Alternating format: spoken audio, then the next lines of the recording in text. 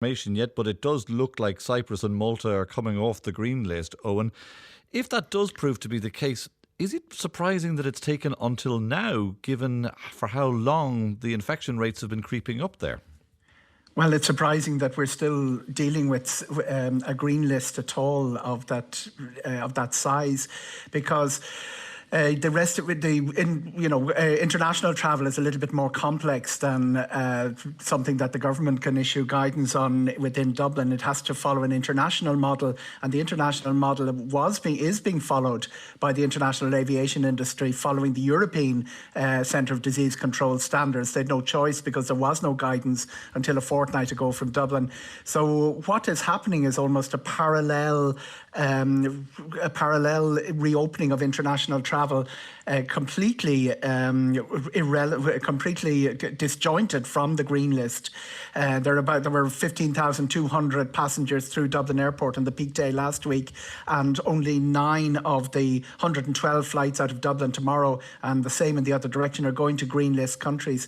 We have effectively a green list standard which was drawn up by NEFID, which has of countries which are lower infection rates than Ireland. As Philip pointed out at the start of the item, 2 of those countries have fallen off. They're significant, not significant in the number of flights. They are Malta and Cyprus.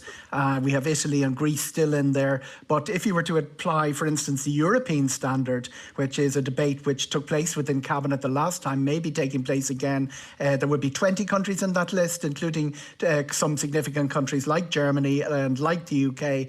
And if you were to regionalise that list, there would be almost all of Germany would already be in that standard, and somewhere significant outbound like the Canary Islands would be there. So while the government are discussing this, the travel industry and the international aviation industry are getting on with keeping the island connected, and very important, they are doing it in a managed way. They're doing it according to the standards of EASA and the standards of the European CDC and the standards that are being implemented in the other 27 countries here, European countries. Oh, and you were in Malta yourself recently before restrictions were imposed. Was it apparent to you that their numbers were going to climb back up? Did it look like they were doing things very much differently to us?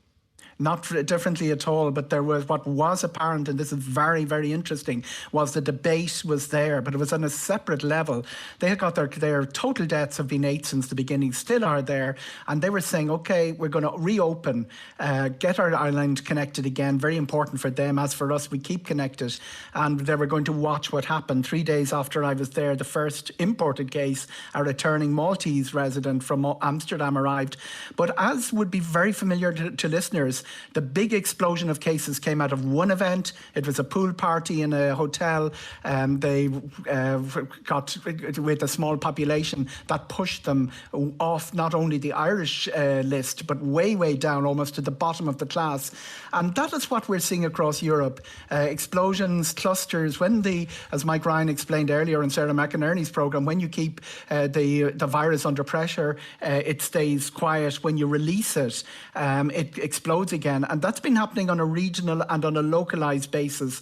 The Irish government's green list and their approach to the green list has been to say we're not going to travel to entire countries. The Canary Islands are 800 kilometres further away from Madrid than Dublin is from Madrid, and that really isn't working. And the reason we know it's not working is that all the aviation people in the Oireachtas committee last week decried it as incoherent, and the customers, ordinary people, are still travelling. As I say, more than 90% of our flights are to non-green list countries. Ryanair reported a 72% load factor earlier this morning. If we get some policy from the government that gets closer to what's actually happening on the ground, or in this case in the air, we may have a more managed situation for the COVID cases that will arise. And reopening borders, there's no doubt about it, it will reintroduce infection, mainly from returning residents, not so much from tourists.